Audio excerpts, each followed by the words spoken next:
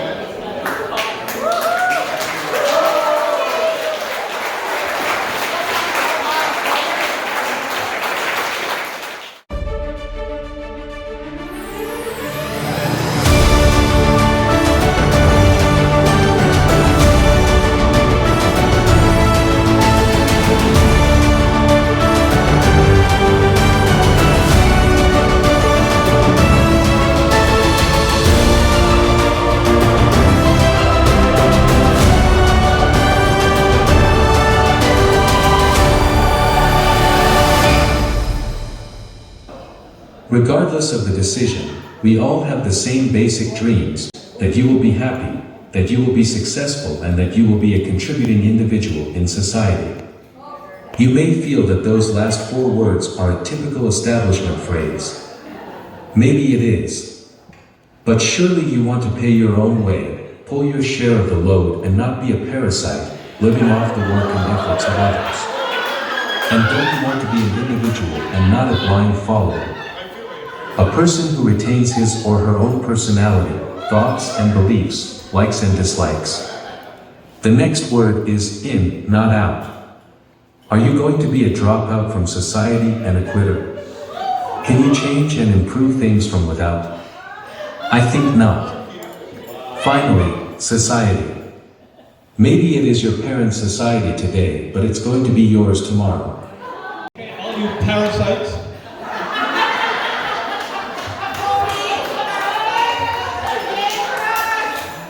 Okay, I would like to ask Mr. Rogers to come and address us.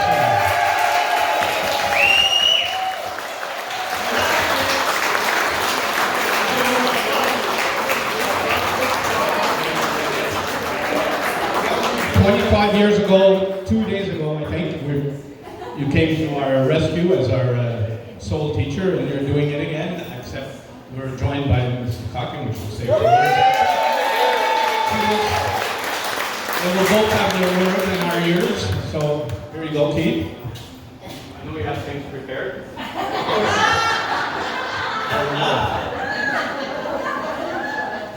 Any speech. You're talking to me. Unaccustomed as I am at speaking to groups. I did prepare.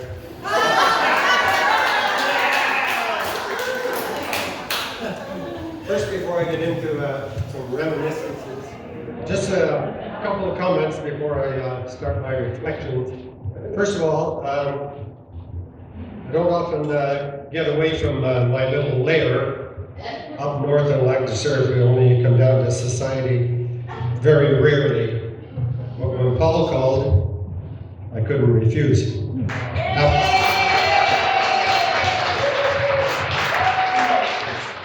After all, it's Paul L.T.M.H.S. All the research, all the hard work he and Kevin put into this evening and this weekend is just fantastic. Paul and so many of you are so valuable to this community that I'm not sure where 2 L.T.M.H.S would be without all of your involvement.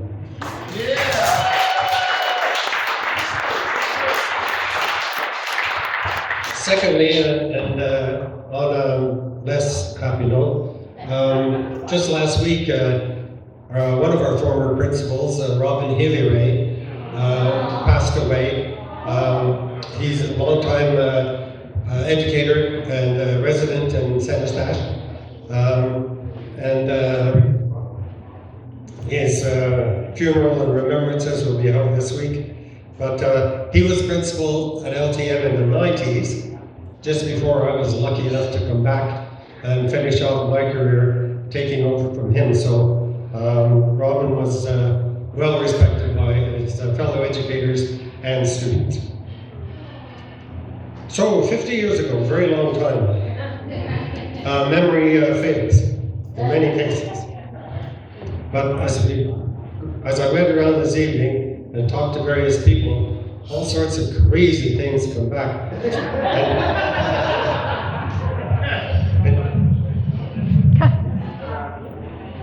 So I actually have 2 terms at L.T.M.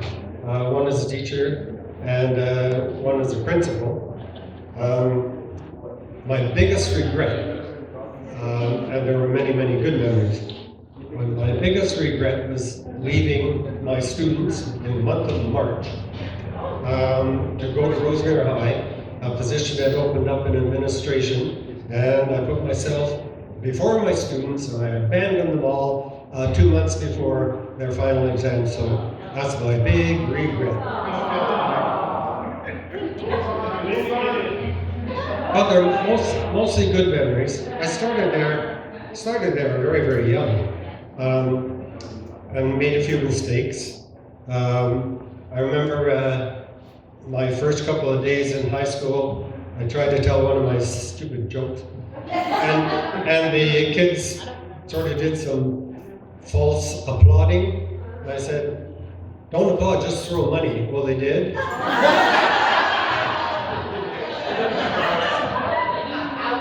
Never again.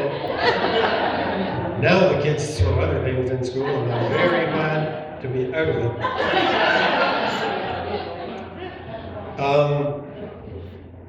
Who put together the Canadian history classes in my first few years? I'm not sure. I'm 25 years old, and they give me one of my classes 34 girls.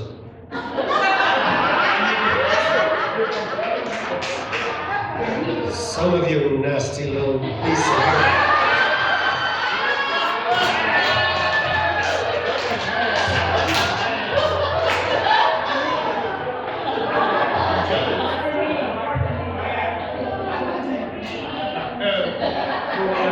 Anyway, all the staff and students that were there with me at L.T.M. were devoted teachers, really cared about the kids, and we worked hard together and we played hard together. I remember Friday nights was a usual practice to abscond to the Indian Lounge.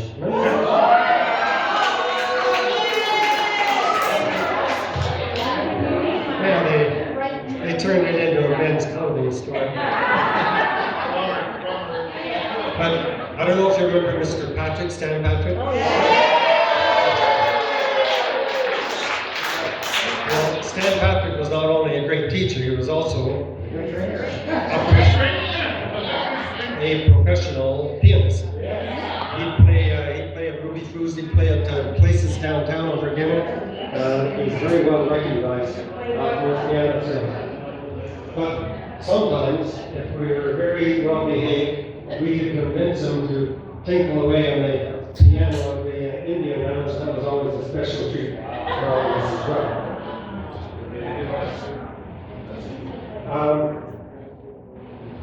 I was lucky enough then to come back to the new L.T.M. To end my career. As a principal, 23 years ago now, I finished.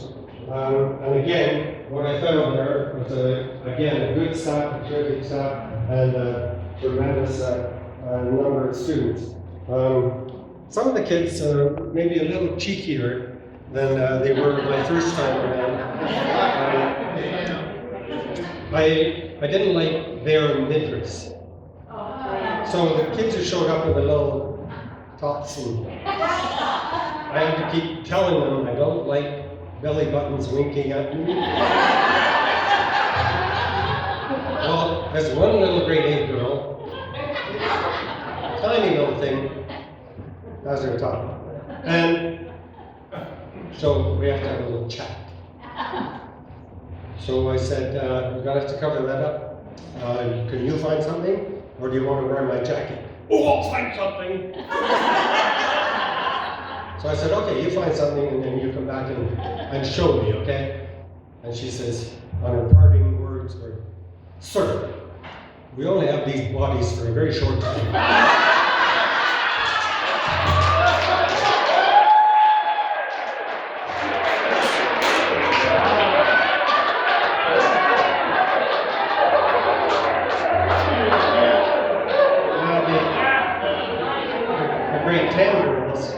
Grade 10 girls were a little different in their cheekiness. I used to go to the back door during recess, watch the kids come in from the smoky area down the back. Even on the coldest days, they lived there smoking. And one day, one of the grade 10 girls came in and said, hey, it's titterly cold in there.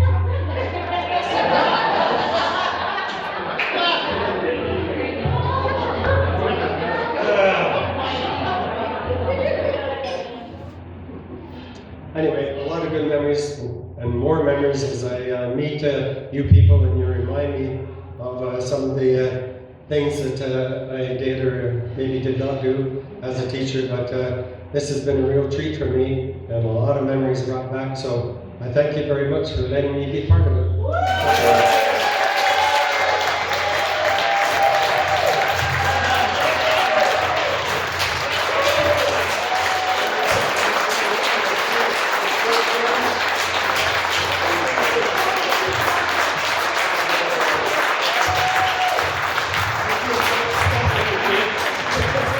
Thank you very much, Pete.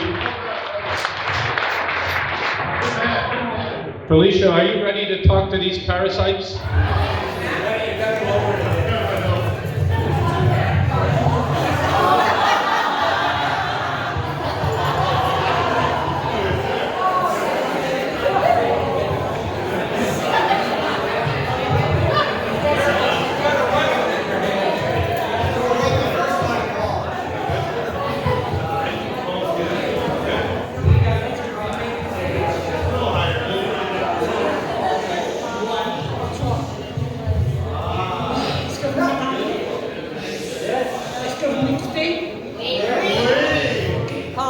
So good evening, class of 73 and friends of 71 and 74, and good evening, parents of my students of 96 and 77. First of all, I'd like to clarify something.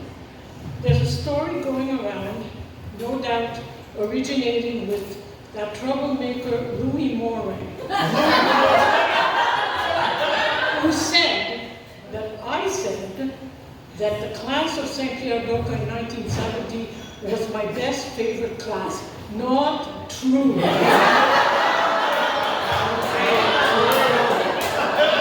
False news. What I said, or what I meant to say, was that they were a special class. And special can have several meanings. You can talk about a special day, or a special event, or special students. Let's start with a special day. Do you remember September 28th, 1972? Game 7 of the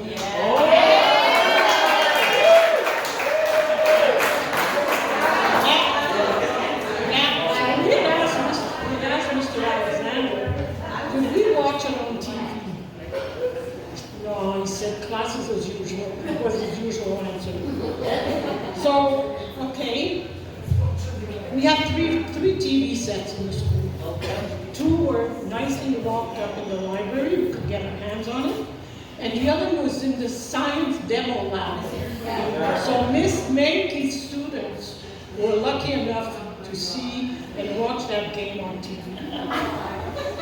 I was teaching in room 49, and I have a student by the name of Rocco Carbone.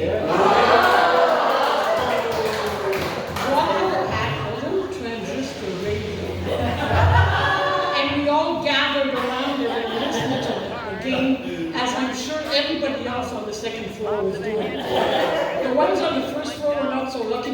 Mr. Alexander's office.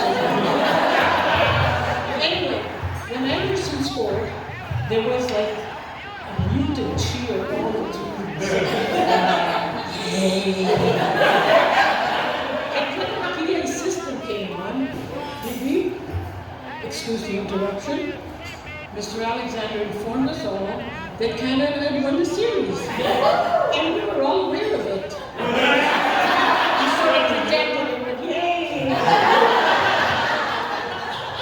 There was another day which was not much fun. It was the day of French orals. Students were stressed, and teachers did not look forward to listen to kids massacre the students. So we used to work in pairs, and I was paired with Fiona Lamont and Miss Green, Mrs. Lamont, Miss Lamont. We tested each other's students. So the day before, we would get together and place everybody in various categories. We have the francophone category, the strong anglophone category, the weak anglophone category, and to put it politely, the touch and go category.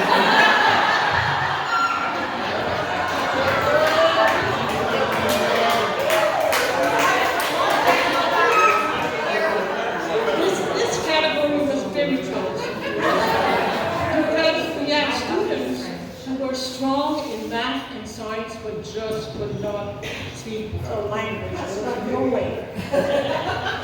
One such student, and I hope you will forgive me for mentioning you, was Oscar Carabin.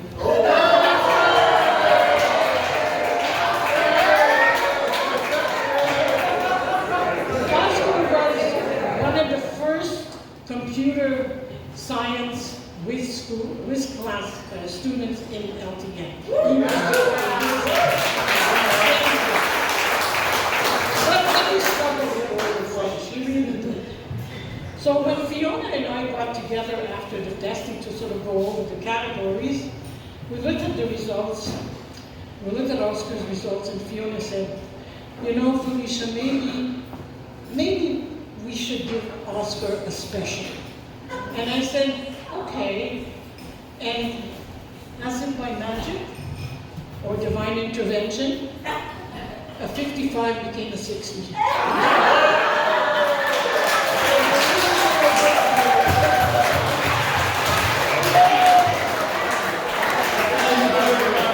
And then we added the Oscar Carabin special category.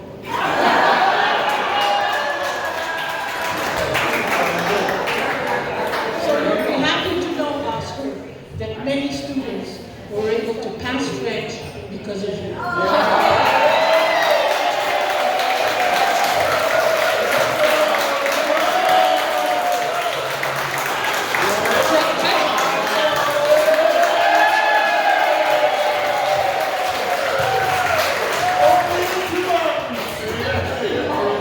Just to name a few, Mike Carpini.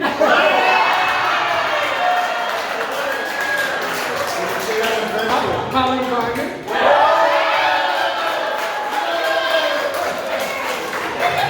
And many more. During the school year, there are events which are memorable and take place outside of the classroom.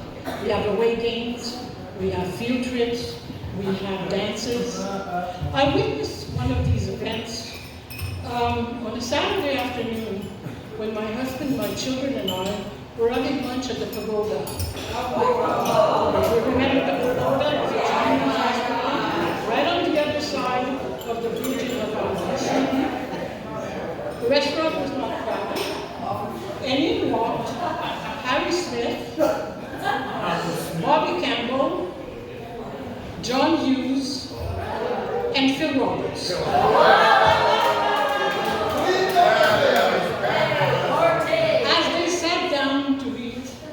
The owner came rushing out of the kitchen, screaming, "No buffet! No buffet!"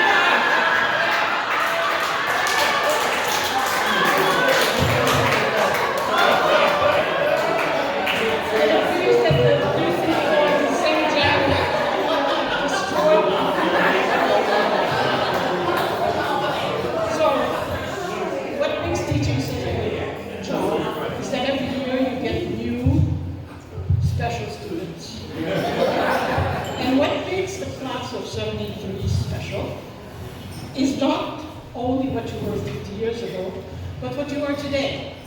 A group of special people who, after all these years, have come together to remember, reacquaint, and celebrate their past and present special times.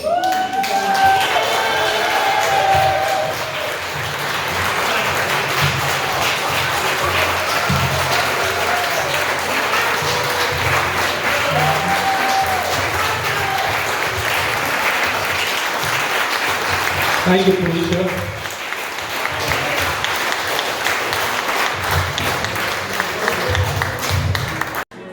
Yes. Oh, I didn't put the date. No, I'm not even. This is 25 years ago, one Saturday.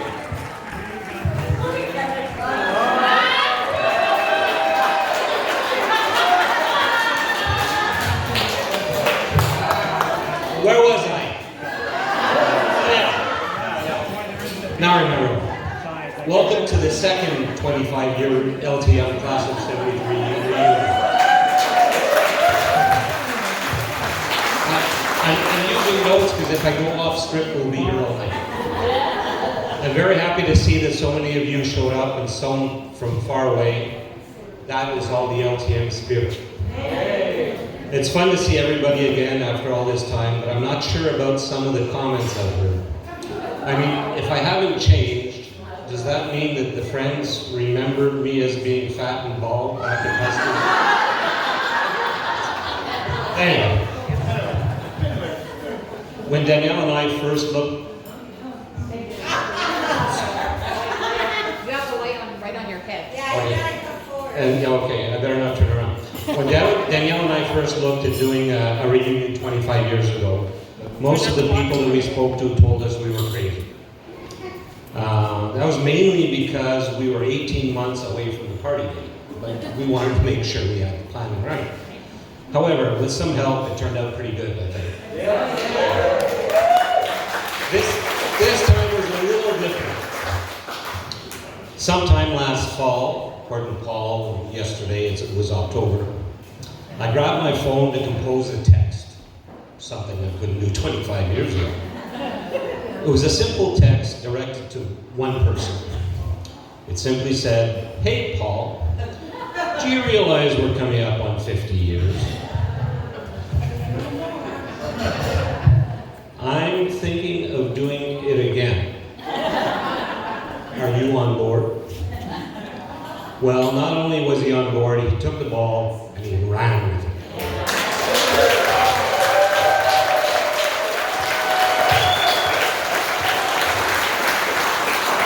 However, I'm correcting papers here. you should listen up. However, I have since found out, through a little birdie, that he was expecting my call and he was dreading it to some extent. I don't know if Myrna had something to do with that. Anyway, at the last reunion, Paul complained that he left our first meeting to go pee. And when he came back, he had been elected president. No such luck this time. As the meetings were held on Zoom, and he was the moderator, he knew what he was doing. He took charge right from the beginning. Personally, I would like to thank him for taking the ball, running with it. He's done a great job once again.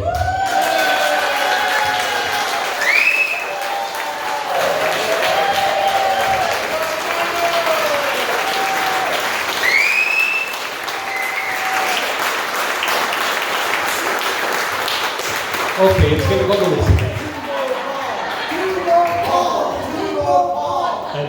And this time with a lot of computer programs to help him produce a ton of stuff for us. And I would personally like to say thanks to Paul for inviting me to your party. Oh, and one more note, Danny made me promise that this would be our last reunion.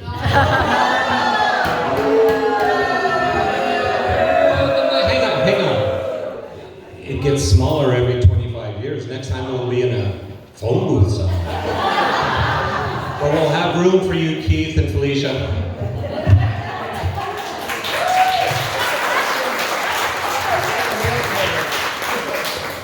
No questions. We're not asking. Back to Bob. He is someone who truly takes our beloved old school to heart. So much so that he even created a bursary for graduates to help them continue their studies in visual arts and music.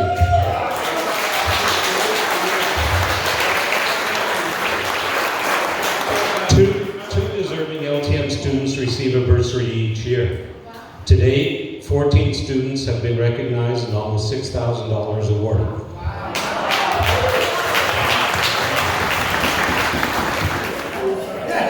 Here we go. Mrs. O'Kelly, our friend, Paul Goyesh.